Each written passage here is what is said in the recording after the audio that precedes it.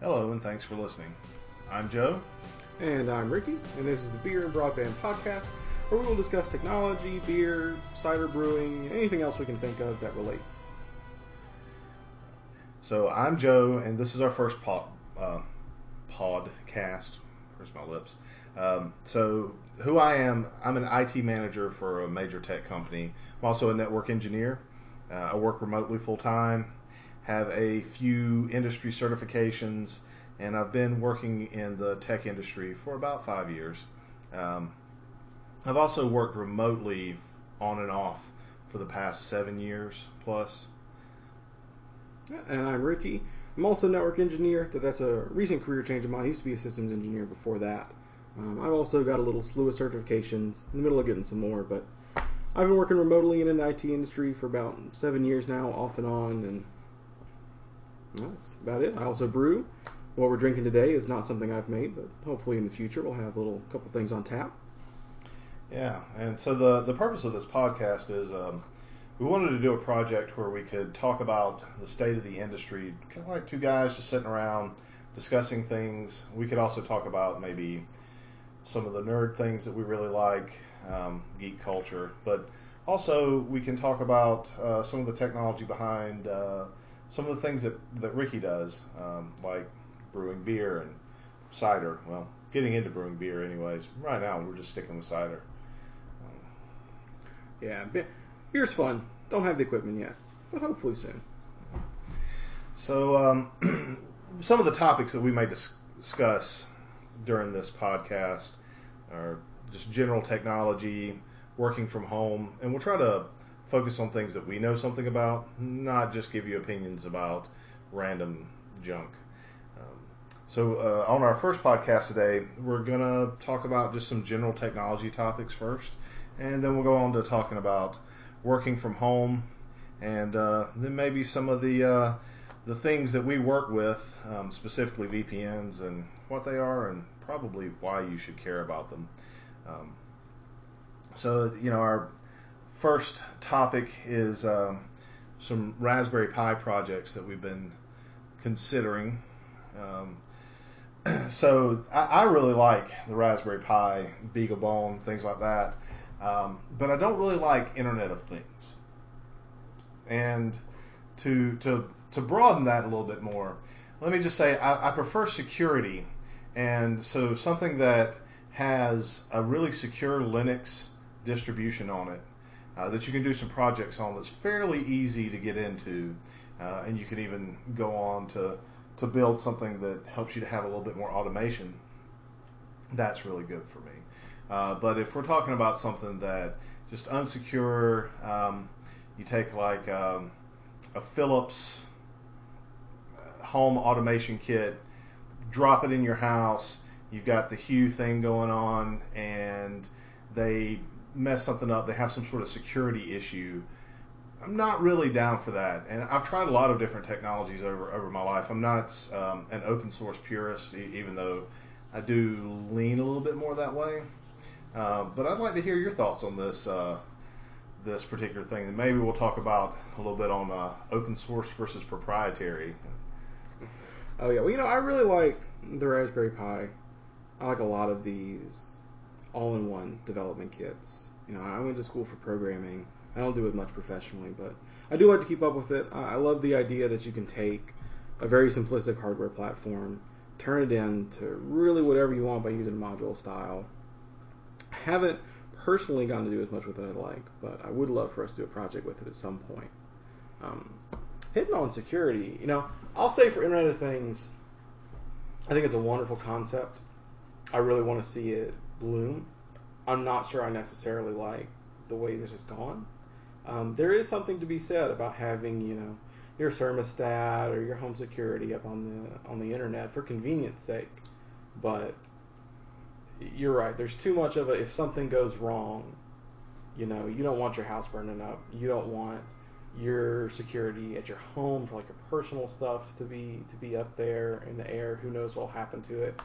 But for things that are not that dire, like going back to brewing, there's a lot of brewing equipment now. You can hook to your Wi-Fi, control from your house. I'm all about that. It's the funnest thing in the world for me. A lot of automation for your computer systems at home, things like that.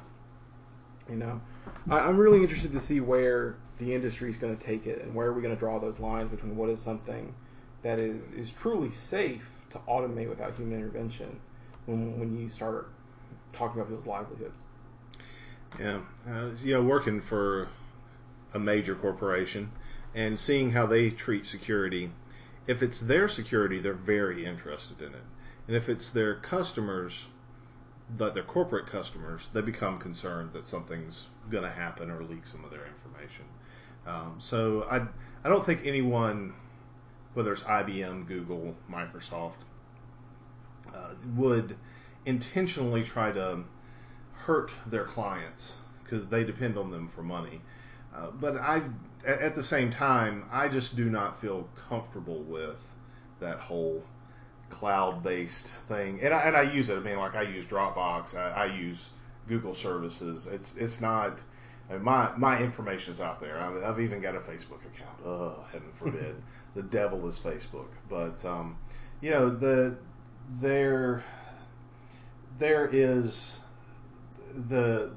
there's something that worries me about having a lot of little things that are out there that are just basically sensors all over your life that give these companies information, and they're really interested in getting all of that information about you because it helps them market to you better. Mm-hmm. While I don't mind personalized marketing to an extent, when I'm not getting some sort of appropriate compensation for the amount of information that a company is pulling out of my life, that starts to creep me out a little bit. I start to feel a little bit 1984-ish, Yeah, there definitely is some of that. I'll say, when I was younger, the first big eye-opening for wow, I didn't realize kind of like how much of that goes on was I went up to a website. It was something I was thinking about getting somebody for a Christmas gift. Did 4 or 5 Google searches on it with different wording, trying to find information about it. It actually might have been the Raspberry Pi. I know I was getting some sort of technology thing from my uncle, who's really been into IT as well. And it was just every ad on every web page after that was just showing up for it. And I was like, And to that, it doesn't really worry me as much. I don't care if you know what I'm Google searching, because Google already knows it. It's their algorithm. But I worry less about what information they're getting from me and more of that the services they're getting it through can be vulnerable. Mm-hmm. I don't mind Google knowing my search history. I mind a little bit more if some random person knows my search history. I care a lot more if some random person suddenly has control of my thermostat. Or I care a lot more if suddenly maybe my home security system isn't as secure on their end as it is on my side. Well, so this kind of lends a little bit more into open source versus proprietary in a lot of ways in our thinking. I actually do care that Google knows my search history and things like that. I continue to use their services. I'm not a Luddite. Well, maybe I am. But to me, it's worrisome that so much of my information is out there, and not in the paranoid the government's coming to get me sort of way. But so I've depended on this service. There's two things. One, I've depended on this service for this amount of time. I think at this point I've had a Google account for 10 years. Yeah, it'd be pretty close to 10 years now. And I've used that very extensively to do so many things. And I thought of all the cool things that I could tie this into and do with it. But in the end, the service itself has so much information that if Google decided to shut down, and for some reason I just missed the opportunity to pull off, I can't think of anything like all my emails or something like that. I missed the opportunity to pull off my email. Then I've lost that information, and albeit it's not that much. But then you start thinking about, well, this email account is tied into my account recovery. Or what if Google decides we're not going to offer this for free anymore? We're not mining your data to make money off of you is not enough. Now on top of that, you have to pay $5 a month to have email service. Mm-hmm. That bothers me. that the free email service that has all these things. So I'm slowly moving my life away from these proprietary things that are set up to be convenient for us, So I think the point that I'm trying to make with just as a response to your not as worried about Google having my search history is just that it is worrisome. It is worrisome to me, at least, and knowing that companies do this. So think about all the digital purchases that maybe you made on the Xbox, the original Xbox, not the Xbox One or the Xbox 360. But if you were a person who was younger, had an internet connected Xbox, and you made any digital purchases on it, where are those now? What happened to them? And I know that's like a little thing, but people spend a lot of money into that platform. And then when Xbox Live goes away for the Xbox 360, if you've made any digital purchases there, where's that going to go? So the same sort of thought process goes into these other services. Yahoo just recently got bought out, and so anybody that's still using a Yahoo account may want to consider moving their email off of it. Maybe not. Maybe it's going to be better. Who knows? And then if you've got anything that's tied into that, like if you've got anything that's back-ended in the way that you do your recovery for an account or something is tied into that makes those accounts suddenly vulnerable too. So it does concern me more than just these little sensors for the Internet of Things, because everything's becoming so interconnected now. Yeah, I'll give you that. I am more concerned about things like my email, things like intellectual property on Google Docs, which, if you don't know, Google really does a bad job of intellectual property. You put it on one of their services, or you make it with one of their services. I personally know someone that has had like music taken off and used for advertising and things like that. It does happen, and that is very worrisome. But I kind of chalk that more up to company policy, less than Internet of Things. There is definitely some concern with you giving your information to a company that may not be trustworthy, that may not use it in the way you intend, or they might use it in ways you were not aware of. There is a lot of that goes on in the world. But as far as everything having the internet connection, as far as everything starting to be controllable online, I'm less worried something like the electric company is going to decide that they're going to knock my house up a couple degrees to charge me more, like scuzzy stuff like that, as I am just like vulnerability for a system. Because as network engineers, we'll see a lot of it that even a lot of people we work for are network engineers, and they'll have things set up in their house that are really not secure. Or people go the other extreme. I'll work with somebody who I'm just helping them with their house connection, because I'm their VPN, and they've got firewalls, packet sniffers, the whole deal set up just to protect, like their Netflix accounts, which I think is overboard. But then there are the people that don't have anything, and you gotta draw that line somewhere. Where do you feel comfortable that you're secure enough, and you don't really get that choice when you do Internet of Things. Someone else decides that for you. Yeah. So first of all, I don't want to make it sound like I think the Internet of Things is somehow tied into this 10-year-old technology that's got to do with my free email account. That's not what wasn't really something I was trying to tie together. I just was giving that as an example of open source versus kind of this proprietary mindset, and company, what's good for the company versus what's good for people in general, and that kind of mindset. And the Internet of Things is definitely going to be leveraged by people that are making those decisions for those technologies that already exist. Yeah. So I don't think we greatly disagree or anything like that, but I mean, it's just it's a worrisome thing, and at the same time, it's brilliant and awesome. And automation, if you can get a secure automation, if you can take a Raspberry Pi, put Debian on it, and a Debian a distribution of Debian that you can upgrade, and you throw that Raspberry Pi into a project, or you take a Beagle Bone Black or something like that, throw it into a project, and you just make something wonderful out of it. And it can be upgraded, and it's something that really runs within that Linux system, and it's generally secure. I can't see anything wrong with it. Yeah. But if it's something that's like this Homebrew Linux that somebody throws on their really small system on a chip, that's extremely cheap to make and doesn't have the security, or they just leave it open, you can just log in, and it's got a generic username and a generic password, and there's no scripted way to change those things. Yeah, that bothers me a lot. Yeah, that's my worry of where things might go.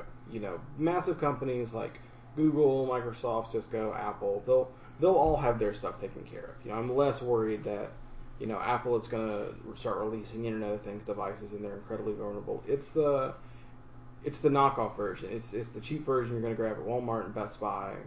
What's the security on those? Like, when that person in your life that's not a technological person, whether it's like a family member or a spouse or whatever, grabs that piece of technology and they're like, oh, this is cool, I'll put this in my house. And who knows what it does? Who knows what it's set up for? Who knows? Is it going to be like, the era of early Wi-Fi where you could go find something, it's a little key cracker online that'll break open your WEP key in like 15 minutes? Yeah. That sort of stuff. Yeah. I guess that is definitely more the way that I wanted this conversation to go. I wonder. So I have a Raspberry Pi in my house that I just play around with, and it has access to the internet, but I've got it pretty locked down. I'm not saying that somebody that knew what they were doing couldn't somehow break into my network, which I'm not going to tell anybody about where my network is or anything like that. But I've got security in place, but it's not the best. Not because I secure other things in other ways. While I am concerned that someone would break into my network, I go to a reasonable amount of effort to make sure that doesn't happen. And I may eventually put some corporate grade or some other kind of grade of encryption. Some enterprise solution. Yeah. So, enterprise or governmental kind of solution in place that would allow me to have some better security. But I've pretty much already got something like that right now. It's just a little bit easier to put in place. However, if for some reason I had a device like I don't know, let's say I had a Harmony hub. Mm-hmm. Those things are really cool. I don't really like that Logitech. I'm sorry if you don't know what the Harmony hub is. It's this really neat device that you can set up in your house, and you can pair remotes with it. You can set an all-in-one remote from Logitech, basically Harmony type remote, and you can control televisions and hue lights and basically control all sorts of home automation. You can put some software on your tablet or anything like that. But the problem with it is, and the thing that concerns me, is that I don't know how they have that secured. It has to go out to the internet to get updates, and I'm not really sure that they have my best interests at heart and may leave things open to attack. So I'm kind of, which I do own this product. It's and I'm not. I'm not telling anybody they should or they shouldn't. It is a really cool product. It's a really cool idea. However, if I came across something that was equally as neat, and I know there are equally cool things out there, and I came across that, and it was something that I felt like I could put together on my own, I would do that instead of doing the Harmony Hub. Mm-hmm. Well, and it would have to meet the spouse, test. If she can go in and turn it on and understand it and make it happen, then it's good, But if it's something that's overly complicated, then it's good for me, but not for them. Yeah, that's where I draw the line with open source and proprietary solutions. A lot of open source stuff, wonderful, to knowledge to go into everything. But with open source, we really kind of fall in far too often that the people like us can use it. You know, if something goes wrong, we can find our own solutions. We can contribute to the community, things like that. Everyone has that person in their life that is not an IT person, that doesn't have any technical skills. That's why I think proprietary is so important to still have, because you need something like that. You need that piece of technology that's been incredibly deftly researched in just like the user interfaces, and just for like, you know, grandma needs to check her email. You know, we can't be setting up Linux servers for grandma. Grandma doesn't know what to do with that. And so we call that the spouse test here, because both of our wives, wonderful people, very intelligent women, they're not technical people. So if I can't put in a solution that my wife can use when I'm not there, what's the point of having the solution? You know, it's great for me, but nothing I automate in my house. So I also want to be getting phone calls 4 times a day of, you know, well, how do I change this? I want to turn this light off. How do I get that light off without having to, you know, get up on a step ladder and flip the switch? You know. Exactly. I think open source has come a long way. I mean, I'm really into the whole idea of open source. I listen to a lot of podcasts that have to do with open source. I follow a lot of news. I can't say that my main driver is a Linux rig. I would love to say that my main driver is a Linux rig. Unfortunately, I play video games, and I also work at a company where they would allow me to do that, but it would make my life, the amount of difficulty that it would add to my life, that I already have complications in that area, is not worth it for me at this point in time. However, I try to keep a close ear, because if it ever becomes so much that I can move my workflow completely to that, I would abandon all proprietary software. 'Cause I love the philosophy, I love the idea, and things like that. But I don't think it's there yet to be able to allow people that are not as technologically they don't have the literacy. Yeah. So one of the, you know, we said we were gonna talk about beer a little bit. Oh yeah. And if we want to come back to that topic, we might. So we each are trying a different beer today, and we might try a third beer here in a little bit, depending on how long we let the podcast go. I'm trying the First Squeeze American Wheat Ale, and it's a fairly good brew. It's brewed at the Raleigh Brewing Company in Raleigh, North Carolina, and I like it. It is a little citrusy, which it says it's supposed to be, and it's got a bit of a tartness to it that makes it nice. But otherwise, you know, it's a good beer. I can't complain too much about it. I would be interested to know what their process is behind it, and that may be something we need to look into a little bit more, because I think you've also got one from Raleigh Brewing Company, don't you? I do. So I have the Hell Yes Ma'am. That's a Belgium style golden. It's pretty good. It's a little bit more sour than I like, but it's also a very high alcohol content beer. We were talking about that before the show. This comes in at 9.2%, which there's a lot of foreign beers that get that high. You don't see too many American beers, or at least things brewed here in America, that really get that high. So it's got that kick to it, but it's not bad, considering I'm really picky about my Belgium styles. You know, I really like a light beer with that, and this has more kick than I'm used to, but it's pretty good. Yeah. I'll have to test that one here shortly, maybe either before we finish or after we finish, just depending on how long we take. So we mentioned beer this time, but we're not really talking about the technology behind beer, and we're not sponsored by anybody at this point in time. Neither do we have like any sort of Patreon or anything like that. But these are things that just interest us, and so sitting around having a few beers, having a good conversation, we just thought we might let you know what we were drinking and why we were drinking it. So let's talk about working from home, Ricky. I know we both do that. Yeah. A lot. So I have to work from home all the time. I don't have any choice. You do. And so one thing I'd like to ask, so before we get into the challenges and the opportunities and some of the ways that we overcome those challenges, how do you feel about working from home? I could take it or leave it. I personally don't care if I go into the office or if I don't. It does save me a little bit of money. I don't have to drive, and the dress code's a little bit more lax in some ways. So I kind of greatly prefer working from home in my particular position. Now that I'm a network engineer, when I was a systems engineer, I could kind of take it or leave it, because the systems engineering work I did was mostly fixing end devices, things of that nature. I did it at like a tier like 2.5. I did escalation work for them. But again, my main tool was my computer, and I had like 2 or 3 for different purposes. But that was it. Now that I do network engineering, I really like having my home lab set up at home. My office, we don't have a dedicated lab space, which I think we should, but we don't.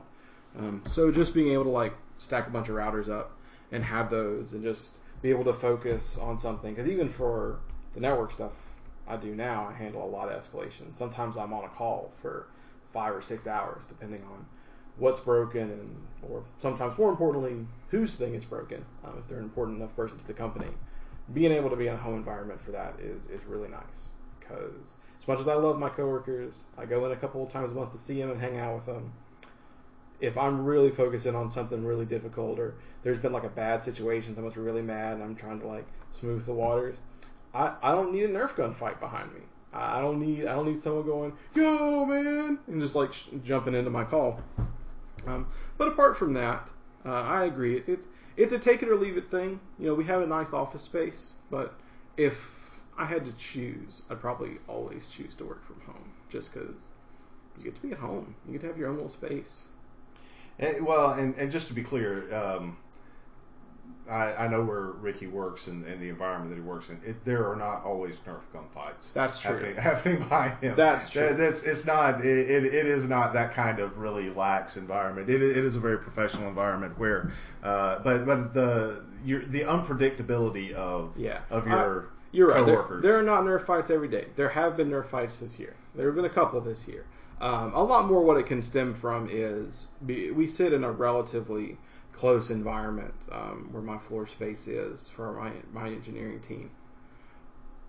You can just run into problems where like you're in the middle of a very important call, or you're in something where you're talking back and forth with the client that maybe doesn't understand stuff, and you need to be very clear. And maybe you're the 2 coworkers next to you, they don't have anything to do right then, so they're just having a conversation. But they're still going to get picked up on my mic, on my headset if I'm talking to somebody. When that Nerf fight does break out, sometimes it's kind of hard to like try and control that situation if you already got someone on there that was maybe really angry they had to get up to my level and they had to be escalated. Things like that. But even in this outside of that, having the space, having to have your own lab, I got a room dedicated in my house to all of my tech stuff that I'll always have. And our company sets up like a chat client for every single user of the company. So I have chat rooms where all my coworkers are in. If I need to ask somebody on the team some, I still can. It's there's not that isolation aspect to it. So since I'm already reasonably able to contact everyone in my direct team, or even people I know on other teams, like on your team, Joe, if I need anybody over there, I don't really miss out on anything working from home, apart from not having to get dressed up as nice, and I can roll out of bed 5 minutes before my job has to start because I don't have to, commute or anything like that. Yeah, I can take it or leave it. I miss being able to go in the office and be around the coworkers. Yeah. It's nice to have some time to be able to talk to them on the phone or via meetings or things like that. And the work-life balance is really, it makes it a little bit easier working from home. So if there's any people that are managers and they've gotten their mind that people that are going to work from home, they're just going to screw off and things like that, I would disagree with that perception.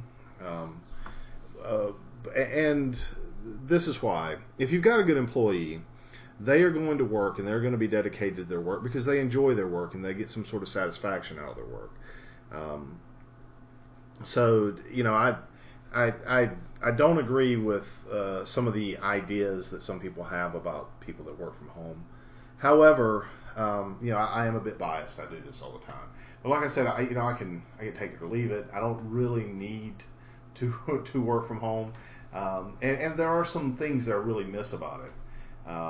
So segueing into the challenges of working from home, one of those challenges is the perception of laziness. What do you have to say about that, Ricky? I mean, like, do you ever run to that? There is some of that, definitely. I'll say my management is generally pretty cool about it.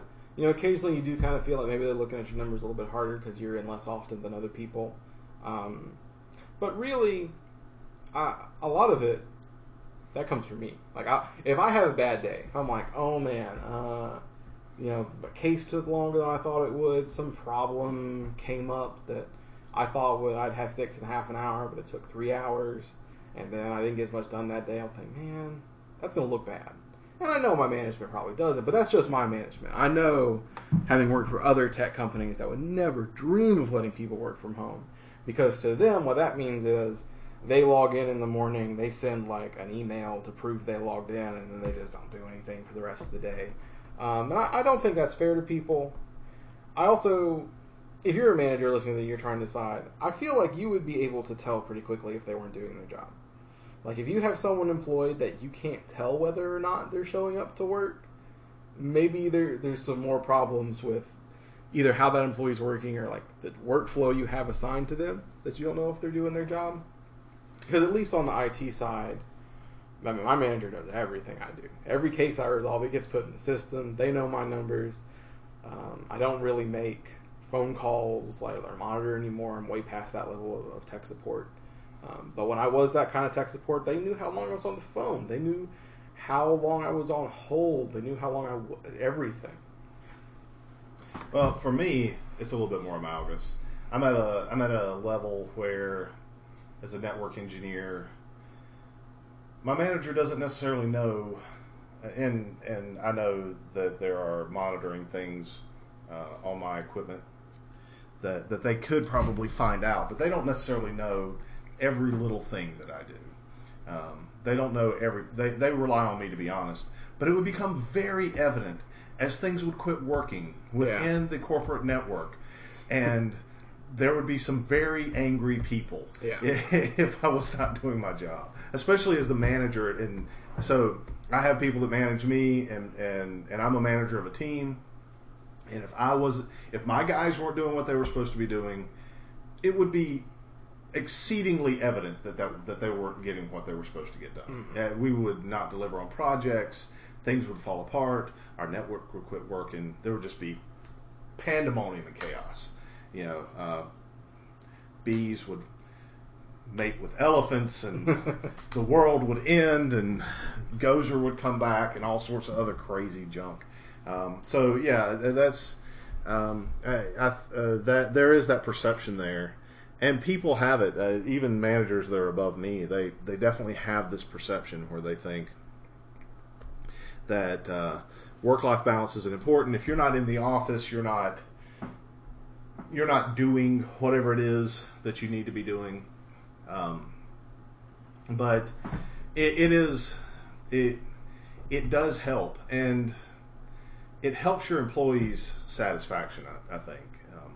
Just from working at home and having a group of people that I manage that work from home, the idea that they're not working is just ludicrous to me. I know each of these people very, very closely. I may even call some of them buddies or friends, even though I try to keep a distance, just because of my role and my position. But it's at the level that we're at. People don't work at these jobs. I mean, they work at them to make money, but you don't work at a job like this and keep coming to work at a job like this just because you want to make money. Yeah. Because it would be, there's so much study you have to do. There's so many things that you have to do. You have to find some enjoyment behind it. And now it may be you're not passionate about it. I don't necessarily think that you have to work someplace because you love it or it's the passionate thing in your life or something like that. But you know, if somebody works at a job like ours and they don't find it to be at least an interesting thing to do throughout the day, and they just are miserable, no matter how much money they make, they really need to go find another job. Because it's not going to work out for them, and it'll be very evident that that person is there, you know, in that way. Just from a managerial perspective. Now, I mean, there are some people that work under me. They are exceedingly passionate about what they do. I mean, they are so dedicated. Sometimes I have to tell them, look, slow down, roll it back a little bit. You're only supposed to be here 40 hours a week. Yeah. You just, you know, quit just doing things at all hours. Next week, take off for what you did this week.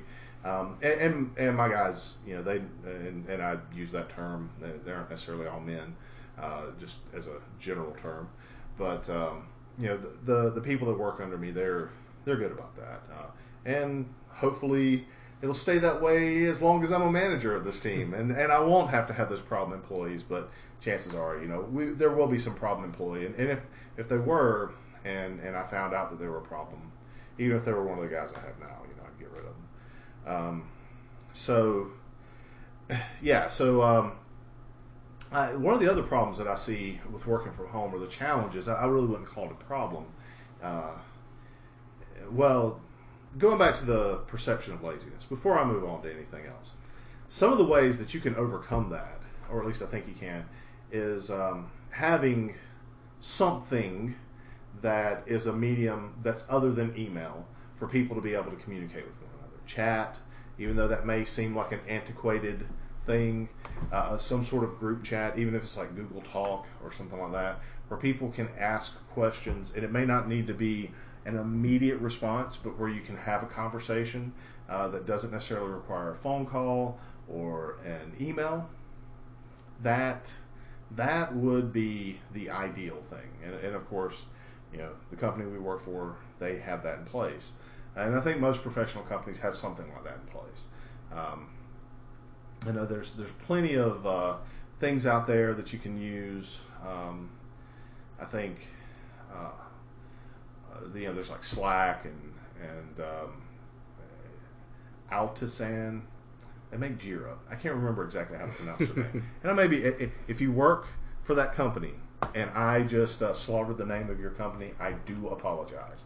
But you know, they have their own thing. I think it's like HipChat or something like that. And then of course, you know, like there's Cisco Jabber, and there's like, I wouldn't use IRC, but you know, there's other programs that are like that are out there. Yeah. So having that makes a big difference. You have any ideas? I definitely agree with that. There is definitely something to be said about the camaraderie of it. Like, you're a team of people, especially if you're going into like IT stuff. Generally, you're a team of people all kind of doing the same thing. You know, you might take different parts of the puzzle or different parts of the problem, but at the end of the day, you're all trying to maintain the same sort of systems. It's important to be able to communicate with that, especially, you know, we haven't had any new people on the team in a little while, but, you know, when we brought a new guy in, no matter how well educated you are, when you step into a big company, there are your own proprietary solutions made by your company. There's ways that you've set up this system, and if your company's been around a long time, maybe while you do have some really super new and latest technology, sometimes you got old stuff that are, you know, from times when the first need people to work from home were, you know, old systems. You know, the company I work at, we have Active Directory. We have some things that aren't Active Directory, which as a systems engineer was really fun to learn of how we did stuff before Active Directory existed.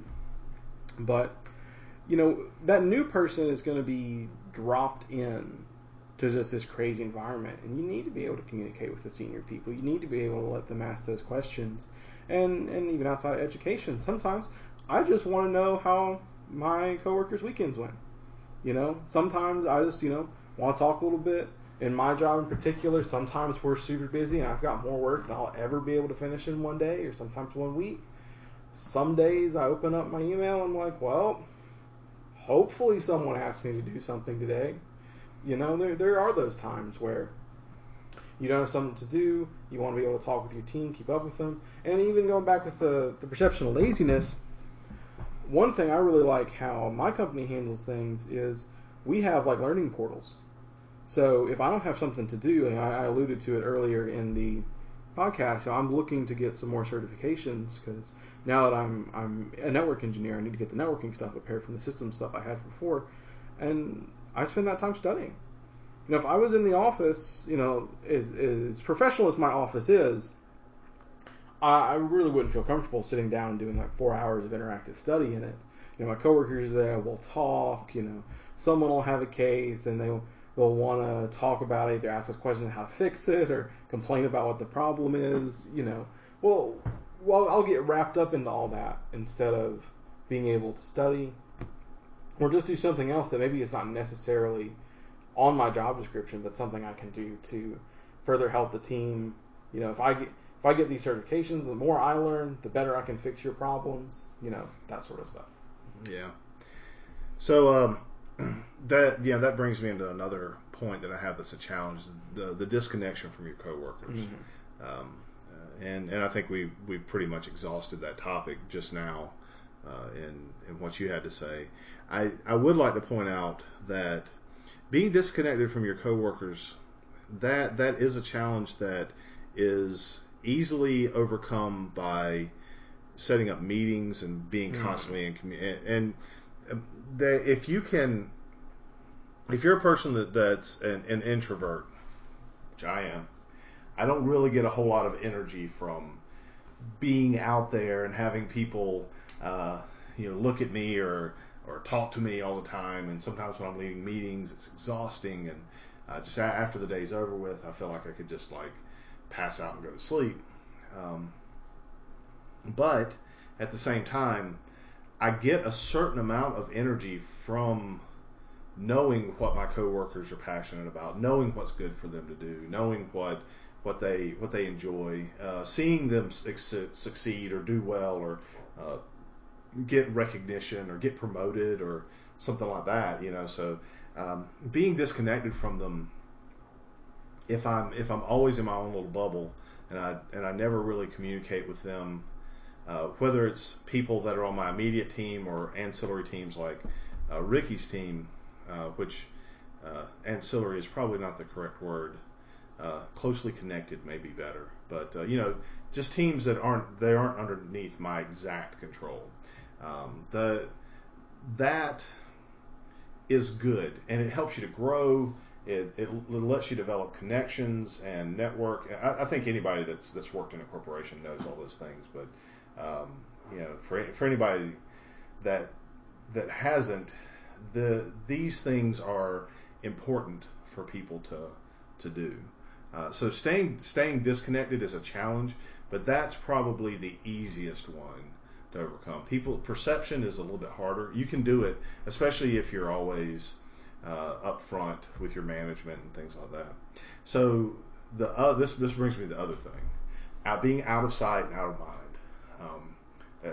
So if you're not there and somebody's thinking about giving somebody a promotion, how do you, as being a remote worker, get that promotion? And so Ricky, I don't know how much experience you've had with this. I personally have gone through this where I got to my position as a remote worker from working as a person who wasn't in any kind of management, moved on to being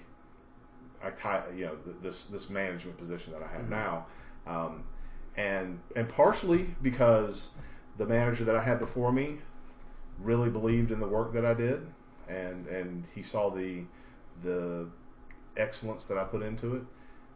But then on top of that, I made sure that I kept in contact with people and I really do not like brown nosing. So I set up one-on-one meetings with people to talk about topics that were relevant to the job. I tried to do things that were excellent, and then I also had an opportunity where the previous manager needed to be gone for a bit, and I was able to take over the management of the team, and so I really put forth an effort to do an excellent job. I really cared about that, and I put forth that effort. I've never asked you this before, man. Have you ever had any experience with like moving from something? I know you moved from like one job to another job. That was kind of like it wasn't really a promotion. It was more like a side move. Yeah. I went from a systems engineer to a network engineer in like the same pay scale. So essentially, I stopped working from the systems engineering team and worked for the same company's network engineering team. So it was a lateral move, not a hop through it. I've gotten a few different promotions and then like little semi-promotions where it's not a new job, just new responsibilities and things like that. I've never had too much trouble with it. I didn't start working remotely full-time until I moved to the networking position because I had the equipment for it to work a little bit better. I worked like half and half when I was a systems engineer, and before that, I always had to be in the office except for like the rare occasion, that sort of thing. I've never, me personally, really felt that because I work from home, I'm less eligible or less thought of, but normally because of the type of work I do. I still take the same cases everybody else does, but just because of past experience I had before coming here, I'm very good at handling those like escalation situations where something's very urgent or someone's really angry, and generally that sort of stuff is always noticed. I constantly have people I've worked with or fixed stuff for, or problems I've fixed, send stuff to my management, or sometimes because our management chain can be a little confusing to someone that's not a part of our industry, they'll send it to people that are way higher up in the chain than me, sometimes like my manager's manager's manager. They'll start sending those emails and they'll propagate down. So I've always felt like I've gotten really good recognition from that, but I can definitely see if you're in a position that you're not constantly getting some sort of reassurance, like the people you work with aren't reaching out to let your management know how happy they are with the experience or how fast something was fixed. If you're in the IT industry and you don't have like survey systems, or if you do have survey systems and they're terrible, or things like that, I can definitely understand it. There is that fear that oh hey, Joe's just that guy. He's the guy that works from home, and you get your job done. Maybe they think you're doing your job well, and they don't think you're doing your job well. But when it comes down to it, maybe when they sit down with that sheet of paper, well, who's time to move forward? They don't always think about you. And really, I think that is probably the hardest challenge to overcome, because it's someone else's perception of you, of how you work, that you might interact with. The only thing I can say with that is really try and get a good relationship going with your management. At the end of the day, sometimes it's not your management decision who gets promoted. Sometimes it is. When it is, just make sure they know you're working as hard as everybody else. And really, if you can get beyond that, if you can get to the point that they know you're doing a really good job from home, that they know you're getting stuff done, I don't think you'll run into the issue as much. Yeah, I would agree with that. I think as an addendum to that, and to what you're saying, it is important that in developing that relationship with your management. So, two things. One, you can be technically perfect but kind of a jerk, and you may get promotions. However, it's going to be a lot harder for people to. I don't like using the word like. I just used it twice, but as a descriptor for this, it's really hard for people to think of you in a positive light if you're a really hard person to get along with. So you want to be pleasant. You don't necessarily have to be likable, especially in a position like what you have, Ricky, being nice. There's a saying that I heard that I thought was really good. Bad doctors get sued and good doctors get sued, but nice doctors rarely get sued. I know that's not a true statement all the way around, because people will sue somebody who's a nice doctor. Mm-hmm. But the saying has some truth to it, that people have a lot harder time generally with being harsh to people they consider to be nice. Yeah. And I found, especially in the tech industry, in the kind of interpersonal relationships that you groom with people, where you're doing any sort of support, or you're doing some sort of work where you're having to work in collaboration with other teams, it's very important that you be able to get along with them. The other thing about the out of sight, out of mind, I got some very good advice when I first started out in IT. And really before I started out in IT, I kind of instinctually knew this. Maybe. I know that it was more in my nature to do this sort of thing. However, it was a lot harder before I moved into this position because I didn't have some sort of game plan with it. Mm-hmm. Number one, have a plan. So whether it is a 2-year, 3-year, 5-year, 10-year plan, have a plan with achievable goals. Within that plan, make sure that you have some sort of check-in with your management to see where their perception of you is and what they think of you. I have a weekly meeting with my manager, and he doesn't always make it, but we talk about these topics. Is the team doing good? Am I doing good? What can we do to improve? What are the things that have happened this week? What are the challenges that the team has? That sort of thing. Before I became a manager, I had weekly check-ins and bi-weekly check-ins and monthly check-ins with different people in the management system. And at one point in time, I worked on the same team that Ricky works on. And so during that time period, I made sure that I had those same sort of check-ins. Mm-hmm. And I talked to my management like once a week at least, even if it was just informal. And then I had a monthly or a quarterly talk with my management's management, who were also, of course, my management. But and I had agendas at those points in time, trying to let them know what my goals are, what I wanted to do, things like that. So those that's some advice, whether you want it or not. Nobody solicited it from me, so it's there now. You got it. Though. When I first started with the company, before I was doing the escalations and engineering work, I had that sort of plan. It's like, where do I want to be in this many months? Where do I want to be in this year? I had that all the way up until I kind of joined the networking team, and then just personal life stuff got in the way. That kind of fell apart. And there's that stagnation. Even if you're really good at your job, even if you're really passionate about what you do, if you don't have that goal you're constantly working towards, time just flies. Mm-hmm. These certifications I'm working on right now, I told myself 2 years ago I was going to have them in like 6 months. And now I almost do have them, and that was after like affirming it a couple months ago. I've made really fast progress on it. But that's the thing, hitting the complacency of like, I'm happy where I am. And if you are happy where you are and you're like, well, in 5 years I still want to be working here and this is where I want to do, that's great. Let that be your goal.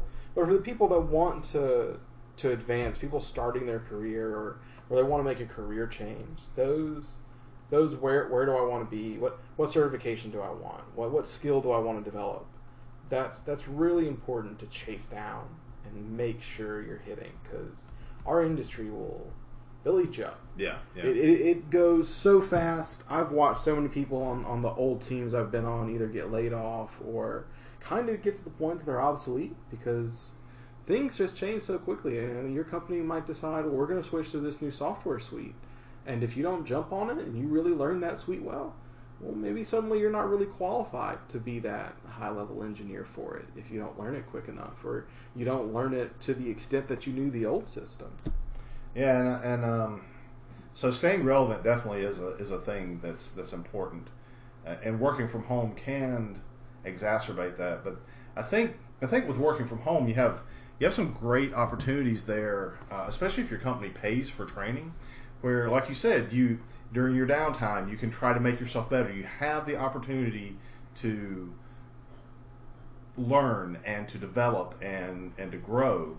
And so in support, a lot of times you have these people that think either A, you're sitting around always waiting for another call, and you're just bored and you're playing on an Xbox or got a computer game up or watching a video, and yeah, there might be that guy somewhere that's doing that. That may have happened in the past with some people. But those are problem people that generally work themselves out of a job. The majority of people, if they have a few minutes of downtime, they're looking at something that's going to improve themselves, or it's an interesting article, or something like that that expands their knowledge so that they can be better at whatever it is that they're doing. Or at least that's what I found. Maybe that's not true. Maybe I've just been very lucky, and that's the way it's been within my experience. Because I know that when I say the majority of people, I don't mean the person, and I mean no disrespect to the person that may work at McDonald's that doesn't do anything other than that. They may have aspirations. They may be geniuses. This may be what they love to do. But I'm talking about the person who professionally works at a place that is, something that requires a high level of knowledge, whether it's a doctor or something like that. There may be that moment when there's 15 minutes and the doctor just needs to troll Facebook or something like that, just decompress because he just dealt with something. But for the most part, I'm pretty sure that the continued learning that doctors and lawyers and people like that they're going to have to continue to take in that information just like tech people do. Mm. You can't just sit around and not do anything. So you're neither always busy just going from thing to thing to thing, because you'd burn out if you did that 40 hours a week. It's not possible. You have to have some breaks. That's why there's built-in breaks there. Or you have a bit of downtime and you're waiting for that very important thing to come along, but during that time you're bettering yourself, you're researching something, you're learning about some new technology that your company's going to put into place or something like that. So, the other thing I wanted to talk about when it came down, or I think we had said we might want to talk about, because I didn't make all these decisions myself. I don't even know why I'm referring to it as, maybe because it's the first podcast and I suck at this. Hey, look, you're management. Your job, man. Yes, it's my job. You got to manage me right now. What am I supposed to be talking about? That's right. So the work-life balance, and I know we've alluded to this a little bit previously. There are some great opportunities when you work from home, and I can think of like 3 or 4. Like if you're sick, you don't have to worry about going to the office and getting everybody else infected with your sickness. You got a cold, it just stays with you. If you're an introvert, you can take 15 minutes to walk away from your computer. You're not stuck in a room of 100 people, and so you can back off and regain a little bit of your energy. If you are a person who has a kid that you can't really afford their daycare or something like that, but you can work from home for a company, as long as the kid's quiet, you probably can do 95% of your work and still monitor them. So I don't know if you have any opinions on that about work-life balance. I think that's a very important thing to think about. Oh yeah, it definitely is. I'll say, I don't know if necessarily my work-life balance improved in the sense of like how many hours am I doing work as compared to like how many hours am I doing my own stuff. I am far less stressed working from home for those very reasons. If I need to take 15 minutes and go play with my dogs, I can. That's one of my favorite things about working from home. I put a couch in my office specifically so my dogs could chill out on it while I'm working. So if I wanted to get another thing I do, and this is just me, if I'm on the phone with someone and they're trying to explain some terrible, horrible thing that's gone wrong with their systems or some part of the network they think is broken, I got my wireless headset. I'll just start walking around my place, stretch my legs. It helps me think better. I don't have to worry about, it's 5 o'clock. I should head home soon, but I don't have this issue fixed. Maybe I should stay till like 6. And I will tell everyone right now, I'm very bad for working a little bit overtime. Sometimes when I'm not really supposed to. If you call me at 4:55 with a problem and I think I can fix it in less than half an hour, I'm probably going to fix it anyway, even though I shouldn't, because I'm just a personal person like that and I feel your pain for having your thing broken. But you don't get as stressed about it when it's the whole, I'm going to already leave 20 minutes late, and then I got to take a 45-minute commute back home through the traffic. As I tell those people all the time that ping me late, the only difference between when I'm working and when I'm not working is if I'm sitting at my desk or I'm sitting on my couch. You know, it's a more comfortable atmosphere, and especially in the time that you don't have to work, you can actually do something you enjoy. We ragged on people a little bit for doing YouTube and Facebook or Xbox, and I'll be the first to admit if I don't have anything to study, or if I need a break from my studying and I don't have any work to do, I will absolutely pop open YouTube and watch video. That's actually what I do during lunch, because it doesn't take me an hour to eat. I'll take 10 minutes to eat, and then I'll do 15 minutes and play a game or something. And it really, that can be so good about de-stressing you, especially on like those escalation cases. I mean, there's sometimes I'm fixing something for someone who's very angry, and it is so high up in the company, like they could eliminate a department and no one would question them. Like, I have worked with C-suite people, and they're normally always very nice. I'm not saying any of our executives are bad people or mean or anything, but when you're working with someone that makes more in a week than you make in a year, and they're upset because something's broken, when that call is done, if I can take 10 minutes and go outside and breathe a little bit, that's good for me. Yeah, Dad. So to put some clarity there, I think you're fairly irresponsible if your environment is one that discourages playing video games or something like that. You shouldn't do that during work. But if it's your personal time, like your lunch hour or something like that, that's perfectly okay. But and some people, they would just say, well, you're an adult, you shouldn't be playing video games. Hey, you do what you want to do. Let Ricky do what he wants to do. So the environment's better. Work-life balance is a little bit better. You can concentrate more. You have opportunity to relax if you need to, and relax not in the let's slough off word, but if you live out in the country, you need to walk outside and just scream at a tree for a little while. You have that moment to just de-stress. If you need to go do some meditation, those are things that would not necessarily be appropriate in a large environment where you have hundreds of people in the same office building. If you work from home and you think about this part of the podcast is more for people who work from home or who are thinking about letting their employees work from home. And it's also, we're talking about it. Yeah. So we'll continue to talk about that as the podcasts continue. So at the end of this, I wanted to kind of end up with like a tech talk.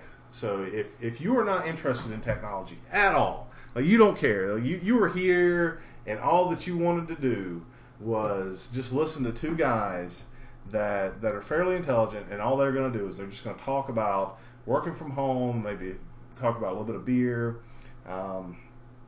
If that's your thing, that's cool.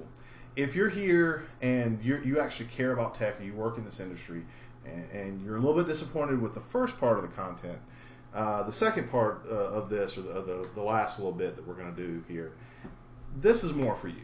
So we're going to talk about some stuff, some technologies that we actually work with. Again, we're keeping this fairly general in terms of where we work, and specifically what we work on. We're just network engineers. But one thing that we really, the reason we're doing that is, number one, we're not endorsed by the company we work for. So we don't want anybody to misunderstand or get the idea of any sort of impropriety. But we do want to let some people know what's out there, and if they're looking to get certified, if they're looking to get a Windows certification or a Cisco certification or Linux certification, or something else altogether, like an industry certification like the CISSP, I think that's what it is. That is it. the security certification. If somebody's looking to get those sort of things, we want to let you know what opinions are on those things. Personally, even though I got my first tech job right after I'd gotten an A+, and for some people that may be a really good certificate to get, Security Plus, A+, Network Plus, Linux Plus, those are all things that I probably would have never invested my time in. Like the Windows desktop administration certifications that I've looked into in the past and spent time getting, probably would never go back and do those either. If I had my druthers and I could go back and I could do it, I would, I'd go back and I'd start off with CCNA. And CCNA isn't quite worth as much as it used to be, but I still think with CCNA plus a little bit of technology, not the CCNA by itself, but the CCNA plus a little bit of technology, you have a good certificate. CCNP is a good certificate. CCIE is a good certificate. Any of the Cisco certificates that are CCNP, like data center or voice or anything like that are that level and above, are good certificates. Windows administration, like Windows Server, any sort of Red Hat Linux, and then the upper level industry standard certificates like the CISSP and stuff like that. So when we're talking about these technologies, we're talking about kind of from that perspective of people who are working in the industry. We know what it's like. We also know it's important to have a degree, get some certificates, things like that. And maybe we'll talk about computer science versus certificates as degrees versus like some sort of tech certificate, or not certificate, some sort of tech degree, like if you get a technologies degree from somewhere, and why that's important or why that may be a little bit different for some people. But so we're gonna talk about VPNs and what they are. And so, just as a little bit of knowledge, this is one of the particular areas of network engineering that we work in.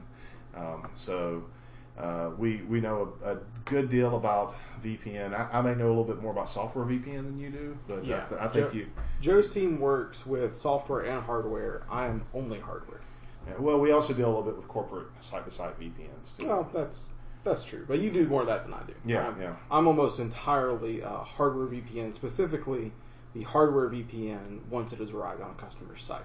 Now, it's my job making sure that once our work-from-home person has their equipment, that equipment is working in their home. And Joe's team more handles making sure once it gets that out. Yeah, way before I manage networks that have to do with that VPN before it gets out. So when we're talking about software VPN, we're talking about a program that runs on a hardware device. So whether it's generally you would see them like on a phone or and when I mean a phone, I mean a cell phone, smartphone, something like that. Probably a smartphone, not a cell phone. But so they work on something like a cell phone.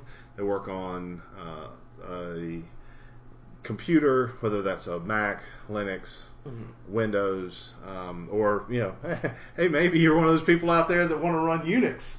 There's even VPNs that work on those things, or you may have some sort of custom piece of device that has a custom operating system that has some sort of VPN technology, and that's a software VPN.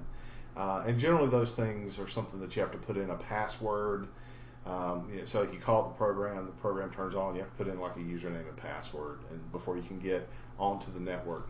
So what that allows for, what VPN in general allows for, is for you to have a connection that seems like you're on the same network, or as if you were in the same building as the rest of the company. You're there with that company, even though you may be at home far away, or you may be in a coffee shop that's 10 miles away, or your company may be in New York and you're in Los Angeles.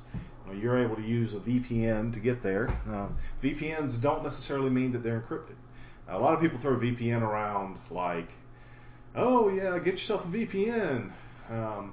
It doesn't mean that people can't see what you're doing. you have to use an encryption technology like IPsec or SSL or L2TP or something like that. So I don't know if you have anything that you wanted to say about software VPN, Ricky. Well, while I don't particularly support it as much anymore, when I was a systems engineer, I used to have to work with it all the time because we provide every one of our employees a software VPN solution, even if they don't work from home, for like when they're sick, or like the salespeople when they're traveling, things like that. So everybody that works at our company has it. If it breaks, it was my job to fix it. If I couldn't fix it, then it became Joe's job to fix it. That sort of thing. But really, software VPN, while it can't do quite as much as hardware VPN does, you don't have the quality control in a lot of them. They're not as robust. They are fairly simplistic, and that there is something to that. I'm not necessarily sure if I had to choose between hardware VPN or software VPN for a 100% person working from home. When if I could put a wireless router in their house that they could connect to wireless VPN, I'm sure they'd prefer that. But there's a lot of software VPN that we put on things like IP phones or telepresence units, which is really nice. Well, yeah, that's software VPN, but it's got some hardware components. Well, that's true. There's hardware to the other side of it. It's not really like the software VPN that we're talking about. All right, yeah. If you want to go more towards like pure software VPN running on a laptop, if you can afford a hardware VPN solution, I think it's good. It's fast. It has that simplicity to it. But in terms of like a working from home environment, for the person that isn't traveling, it's 100% you're in your house. You always know you're going to be working from here. I am strongly hardware VPN for those sort of solutions. Yeah. So software VPN is a bit more flexible, and you're going to have programs like private internet access. Private internet access is a service, but they have their own VPN program. But then you have like OpenVPN or something like that. Let's see. Most companies roll their own a lot of times. Well, not most. There are some companies who roll their own. Sometimes they have like VPN that I worked for a company that had a VPN that you could use in the web browser that allowed you to get back. So it was an SSL VPN. But the real big difference, so most VPNs are teamed with encryption. And the real big difference between like a software VPN and a hardware VPN is how it's controlled and where the encryption happens. So on a software VPN, a lot of times that just about all the time, wherever the encryption happens is a program. It's a program that runs alongside, or it's bundled into the VPN program, where hardware VPN has a chip that controls the encryption and has a certain amount of throughput that it can take, whether that's a certain amount of megabits or so many so much gigabits or something like that of traffic per second. So not to call you out, and I know I have a little bit more visibility into some of these things sometimes. And also, full disclosure to everyone, Joe has worked a lot more in networking than I have. I've said it. I used to be a systems engineer before. Didn't you start IT as doing networking? Yeah, I was about 3 months of being a general technology support person, and then pretty much fell in love with the command line and never looked back. The opportunities I had were, you can go anywhere and look at anything because I don't know. I got lucky. It won't happen for everybody like that, but I had somebody who really liked me a whole lot, and not like, Joe's a really good guy, let's just give him the good old boy, kind of. They liked my work ethic and things like that, and so they gave me an opportunity, and I just snatched it and went after it. But yeah, so I pretty much the last 5 years of my life have been nothing but eat, breathe, sleep network engineering, and I've dedicated myself to study. I study at night after, because I'm still trying to get my CCNP, and then I'm moving on to the CCIE, and I'll probably get a few things like the CCDP. I may get a Linux. I may try to get the Red Hat certification for Linux. But that's also, I don't want the certifications just for the chance of having them. There's a lot of information that you get when you're studying these things, even if you don't finish the certification, which I don't see a purpose behind studying for it and not finishing it. Yeah. But yeah, so yeah, I have spent the last 5 years where I guess you've been more 3. Is that closer to it? Yeah, about 2.5, 3 doing networking. Before that, I spent a couple years working for the same company doing systems engineering work, and even before that, for several years, I was an independent contractor. Which maybe I'll talk about the experiences with that on some podcast. But that's an interesting lifestyle that I think a lot of people probably start out in. You know, I'm sure really the difference between being the person that just fixes your family's computers and being an independent contractor is you start charging people for it, and you start looking for people, you know, outside that you're immediately circled, start fixing stuff for. It was something I enjoyed at the time. It's something that if you're trying to get into IT and you want to try and make a quick buck, go for it. There's a reason I now work in a 40 hours a week job. It's not always the easiest life being an independent contractor, even if you're good at it. Yeah. So you know, software VPN. That's software VPN.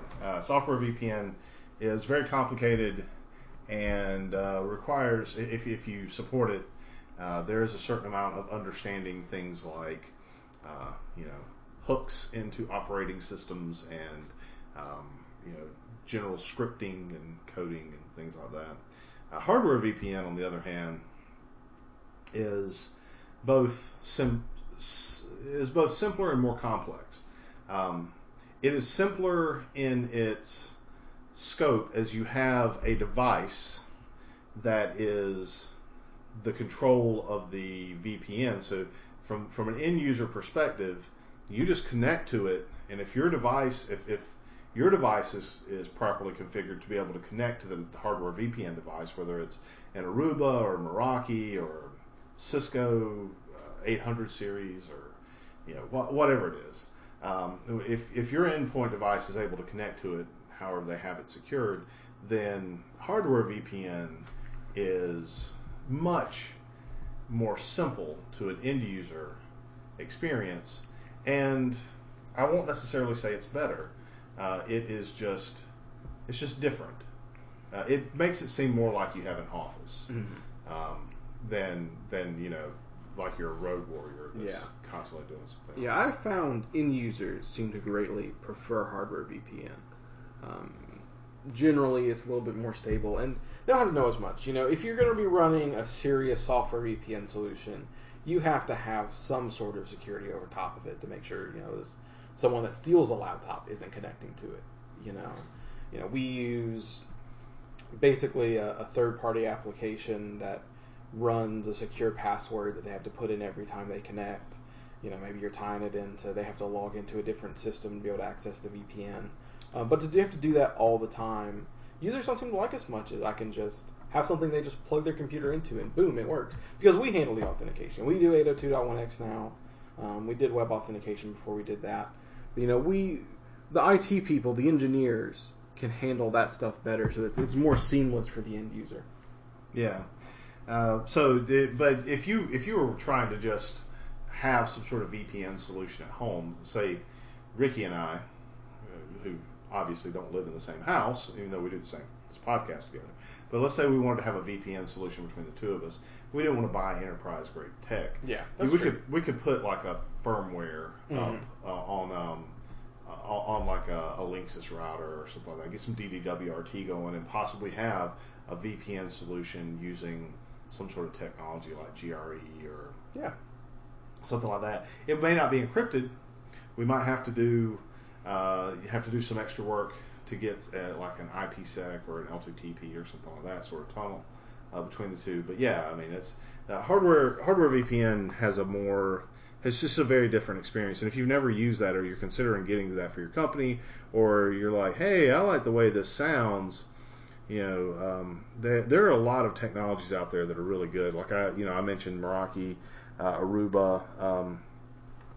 I am not sure if Ubiquiti has any sort of VPN type solution, but I would imagine that they do. Mm-hmm. Most networking companies do, and so it's worth educating yourself on it if you're considering something like that for the people who work for, or if you're like a contractor or something and you want some sort of security, and you don't know. There's all sorts of things that you can throw around out there. People use buzzwords like DNS security and things like that. But if you really want to be secure, you need some way to encrypt your traffic. So you need to have something that gives you the best amount of encryption for what information you're sending out and coming back. And you probably want something that's monitoring your network.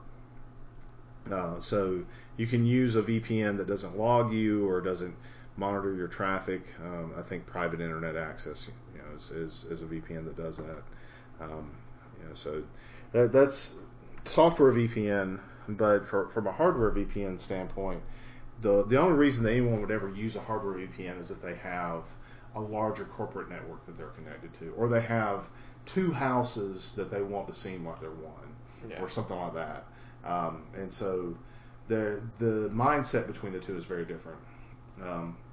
Which brings us to like corporate site-to-site VPNs, and that they generally use hardware VPN technologies. But when you're talking about VPNs, you're talking about the connectivity between two different locations. And a site-to-site VPN is really something that you would look at for connectivity between some office building and another office building, or two different companies that are trying to have their networks melded together, or something like that. So if you have for instance, if you have that network that's in New York, and you have another office building that's in San Jose, California, or Cincinnati, or San Francisco, or just wherever. So one's in one part of the country, one's in another part of the country in the U.S. Could be in England, could be anywhere else in the world. And you want those all to be connected together, you're going to have to use some sort of VPN technology. Unless you're using some sort of dedicated lines, because you're and then that serial connections cost a ton of money. VPNs are much cheaper, considerably. I mean, if you imagine you have something like a frame relay connection that is getting really deep into this now. I'm talking about layer 2 and layer 1 of the OSI model, and somebody on the other end of the podcast is like, "Oh my God, what is this guy talking about?" But in the simplest forms, you have two options. You can either get a dedicated line, or you can get a VPN connection, and that VPNs use the public internet, and dedicated lines are circuits that you're given by an ISP that's dedicated. Best way to think about it, the V in VPN stands for virtual. VPN, it's all simulated, it's all logical connections. It's just stuff that we're connecting in through an overlay of software. Where if you want to do serial lines, you want to do like dedicated T1 lines, you have to have those physical. There's got to be some series of cables that's just yours that connects them together all the way across that area. Which, if your second office is in Europe and you're in the U.S., you have fun paying that bill. Yeah, that's going to be pretty expensive. So, did you have anything else you want to talk about today, Ricky? Any other topics? I don't know. How much time do we got left? We've gone over that hour mark that we set for ourselves. Well, I won't hang it up then. We'll have some fun stuff to talk about next time. We didn't talk too much about the beer brewing this time because I didn't have anything to bring. But if it turns out well, I'll have some homebrew, and we might talk about all that next time. Yeah. And so it'll be cider, right? Yeah, it'll be cider next time. It'll probably be cider the next couple times when I bring something, because I'm doing some yeast experiments that I'll get into later. Okay, that sounds like fun. And if you're interested in that, we'll probably do 30 or 40 minutes just talking about the brewing at the next time, and then go over some technology stuff. Who knows?